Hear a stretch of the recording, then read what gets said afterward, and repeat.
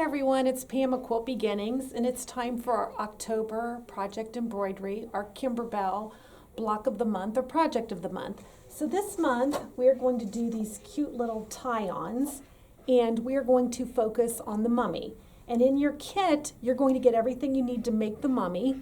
And when you print off your designs, you know Kimberbell has the best instructions. And in the instructions, there are 3 different sizes, and I'll show you those at the end. But your kit will actually make the largest size. And so you need a minimum of a 6x10 hoop. So a lot of your machines come with a 6x10 hoop. Others of you might have to bump up to an 8x12 hoop. But the first thing you're going to do is take tearaway stabilizer. And I've chosen to use Stitch and Wash. You could use any kind of tearaway, but you want something that's heavy enough to hold this project. So you're going to load the largest, which is the medium design. It comes in extra small, small, and medium. And you're going to load the medium design into your machine. And the first thing that you're instructed to do is hoop your stabilizer. So hoop your tearaway, and when you load it, one cool thing about this project, you only need white thread and black thread. So for most of the time, we're going to use our white thread. But the first thing we're going to do is stitch out the placement lines for our ribbon. So there is nothing on the machine, there is nothing in the hoop except for our stabilizer, and we are going to go ahead and stitch out those placement lines. So I'm going to let the machine do that, and all it is doing is putting 2 little hash marks. In your kit, you're getting ribbon, and you need 2 12-inch pieces of ribbon. I'm going to show you how to place these on the hoop, but when you put them on your hoop, you want to make sure if you're using ribbon that has a right side and a wrong side that you put the right side up. And that's a little different than you do on most of Kimberbell projects. So I'm going to go ahead, I'm going to take this out, and I've used white thread, but I'm just going to point to it. So on here, we have 2 little places where we've put white placement lines. And so that the machine doesn't get us or our fingers, we're going to go ahead and tape the ribbon in place. So I'll do that, and I'll show you what it looks like. So in the instructions, we're told to tape the ribbon outside of the placement line. And so what we want to do is we want to put the ribbon about a 1/2 inch to the inside of the placement line, and we want to tape outside of the placement line. So the next thing that's going to happen is the machine is going to stitch out a placement line for our felt fabric. The reason why we want to tape it is we don't want the embroidery foot to come around and grab this ribbon and just rip it out of our stabilizer.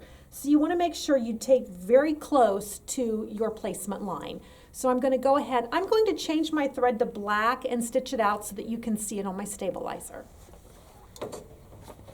Now that I have the black thread in the machine, we're going to stitch out the placement line, and I'm doing it in black thread, but you can do this in white. So as it's stitching, you can see that after it stitches it down, it does a zigzag stitch to hold it in place, and that's why you want to use tape to make sure that the foot doesn't come up and grab the ribbon. So we're going to go ahead and let it does a straight line first, and then it comes back and tacks it down with a zigzag.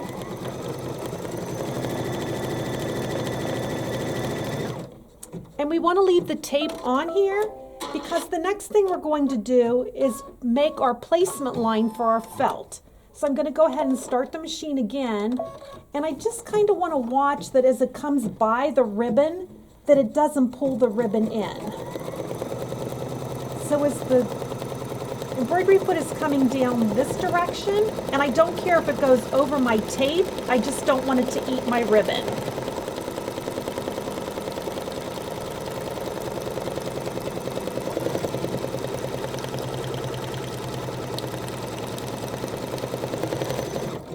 Perfect.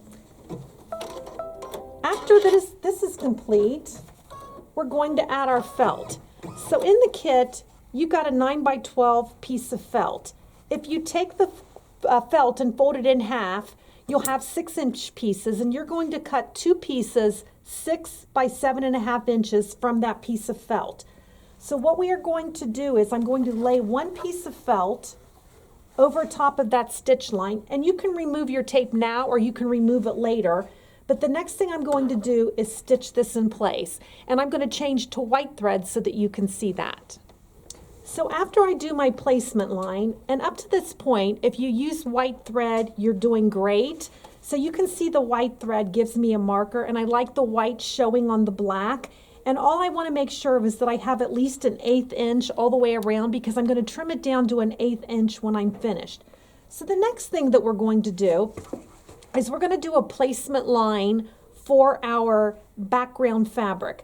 So while that's stitching out, you can take your piece of white fabric that we put in your kit, and you also got 2 pieces of the SF101. Kimberbell's directions tell you to use 2 pieces of SF101 on this. So you want to press one at a time. You want to press them to the wrong side of your background fabric, and you want to make sure when you press that you take your iron and press instead of ironing, because you don't want to get wrinkles in there. So while this is stitching out, you can go press your SF101 to the back of this. So I'm going to go ahead and stitch my placement line now. So now I have my placement line for my background of my mummy.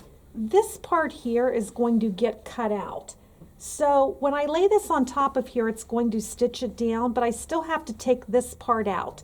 So if you want, you might want to cut a little hole in here so that when it's stitched down, it will be easier to take that out.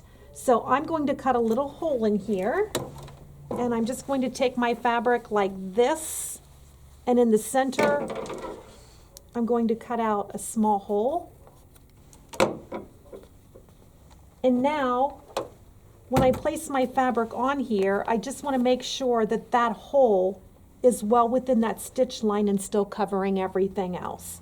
So I'm going to go ahead and tack this down.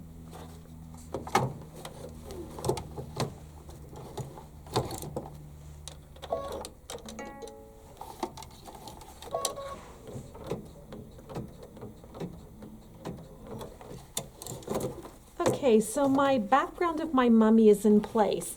And so what I want to do is trim real close to the edge here and trim the inside out here. So you can see if I hadn't cut a hole in here, I would have had to raise my fabric and try to clip it, and you want to make sure that you don't clip your felt. I always find it easier to place a little hole there just to give me an angle when I go to cut it away. So we're going to cut this away and the outside away as close to the stitching line as you can get. Okay, so I've trimmed, and don't worry if things are a little bit rough or raw edge showing, because it's a mummy. It's not supposed to be cut perfectly. So now we're going to put it back in the machine, and it's going to do a candle wicking stitch around the edge and through most of this part. Don't be alarmed that it skips a little bit here, because those are where the eyeballs are going to go. So I'm going to place this in here, and we're going to let it do its finishing stitch. It's not a satin stitch, it's more of a candle wicking stitch. So I'm going to go ahead and start the machine.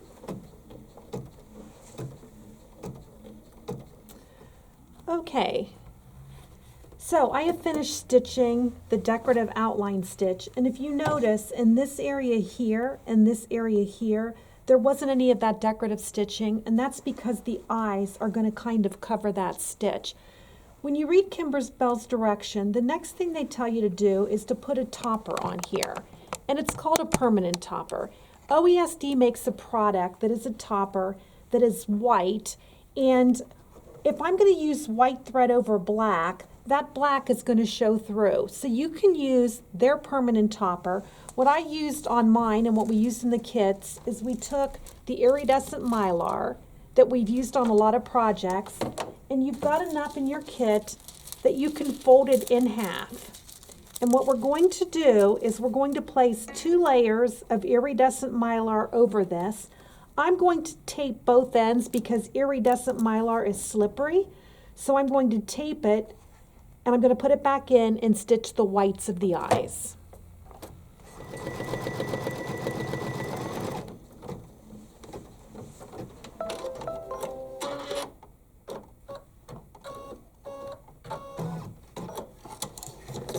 So when the white thread is finished, you can see had I not placed any barrier in here, the black would have shown through a whole lot more than it is shown through. So they just want you to put a topper in so it kind of acts as a barrier so that the black isn't as noticeable. So now that we've finished the whites of the eyes, I'm going to change my thread to black, and this is the only time I'm going to use my black thread, and I'm going to stitch the pupils.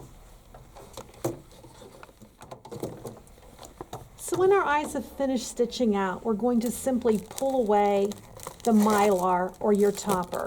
And you'll find that mylar or topper, the reason why we didn't want to put fabric under there is we couldn't pull it away. This way, we can pull it away so easily. Now comes the fun part. So in your kit, you got a piece of white fabric, and if you read the instruction tells you that you can use 1 to 4 colors.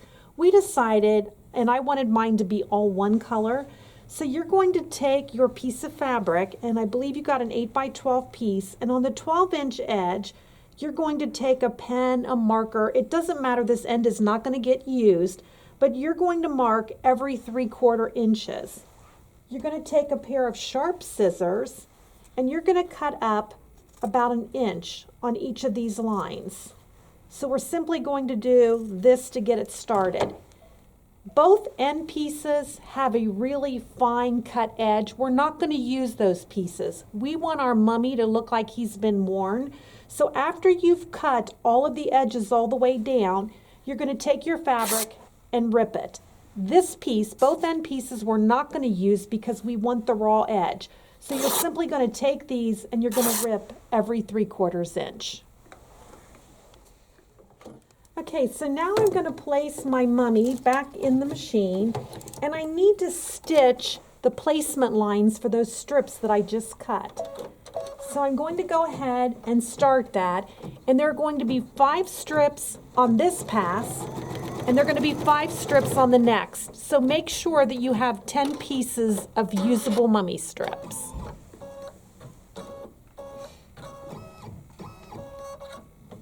So after I've stitched my 5 placement lines, and I hope that you can see them in the video, this is where we're going to take our strips. And if you look at the fabric, there's a right side and a wrong side. But if you read the directions will tell you to take these strips and lay them centered on here. And you're going to put so what Kimberbell tells you to do is tape here and here, here and here, and you're going to cover each of these 5 lines, and then put a piece of topper over it, which we're going to tear away, and have you tape that in place and then stitch out the next step. And that's the proper way to do it. But you guys that take my class, you're always looking for easier ways to do things. So the correct way, so that we don't run over any fingers, is to tape each one of these pieces down and then tape a piece of topper in place, okay? By doing that, it's not going to grab any of the ends, you're not going to run over a finger, and it's going to do all 5 lines at one stitching. I did it because I've made so many of these. I've cheated a little bit, and this is probably not the right thing to be showing you guys on a video, but what I've done is I'm laying my first piece across the middle of that line, and I'm just going to lower my presser foot, and I'm going to stitch one piece, and when it finishes stitching this line only, I'm going to stop my machine. So there's one piece, it's tying a knot. As it cuts the thread, I stop my machine. I'm going to raise my presser foot, and I'm going to put my next piece down right side up. Now remember, these don't have to be perfect. Don't worry if it's not straight. It's a mummy. They're not supposed to be perfect. So again, I'm just holding this here. I'm avoiding all the topper, and I'm avoiding all the tape. And I'm going to let this one stitch down. And when I get to the end, and I hear it making the knot, I stop it, and I place my next piece. And I do that until all of those are finished. So now my first 5 strips are tacked down. And I want you to notice that I don't care if my strips are perfectly straight. I just want to make sure that all the stitching is somewhere on the strip. So now what I'm going to do is I'm going to trim the edges with the edge of this white box. I'm literally going to trim all the way around the edge of this white box. So now that I have these trimmed, I need to make some lines that go the opposite direction. And I don't want my foot to hit it. So now I am going to take my topper and I'm going to place one layer of topper over here. I'm going to tape it at the top and the bottom, and this is going to hold the underneath pieces so they don't flip over, so that they don't get caught on the presser foot. But I'm going to put a piece of tape at the top and the bottom, and I'm going to stitch the next 5 placement lines.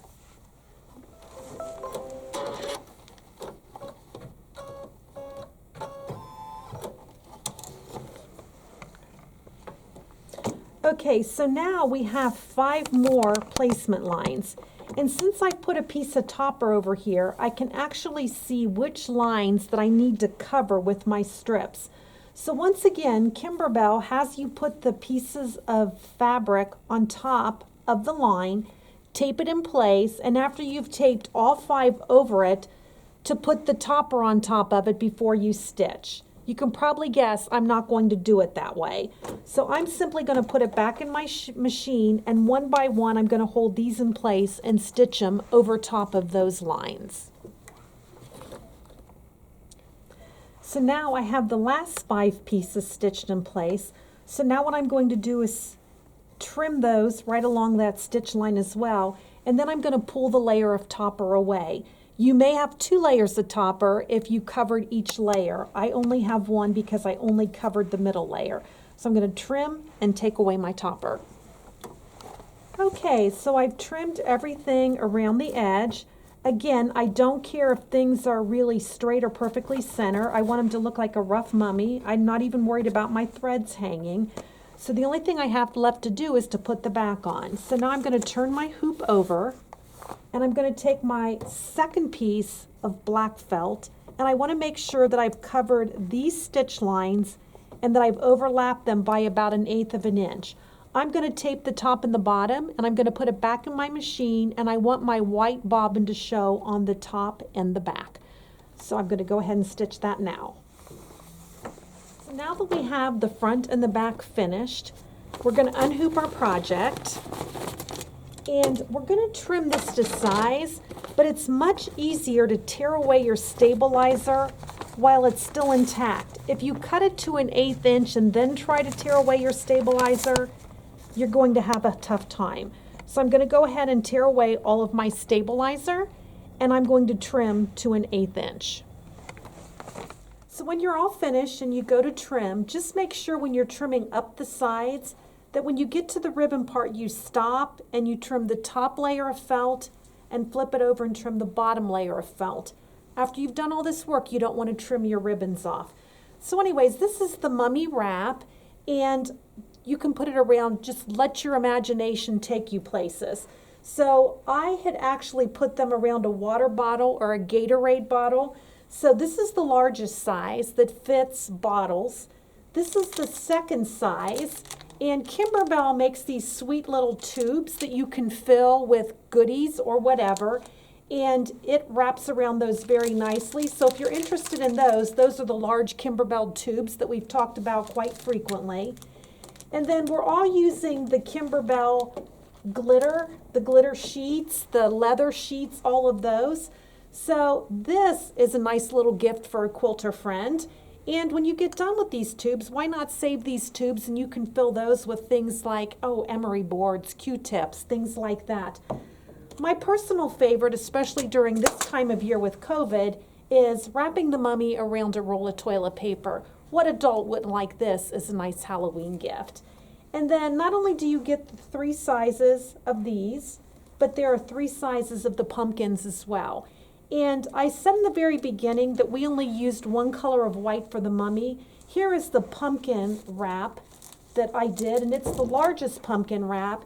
And this one I used multiple colors, so I can see on the pumpkin that you might want to do multiple colors, but I thought the mummy was really cute just having 1 color. So if you like making the mummy wrap or the pumpkin wrap, You can purchase the Kimberbell sweet tubes, and again, these are the large tubes. They're great to fill with all kinds of little toys, candies, etc. For the tape, Kimberbell has their tape, which is the white tape.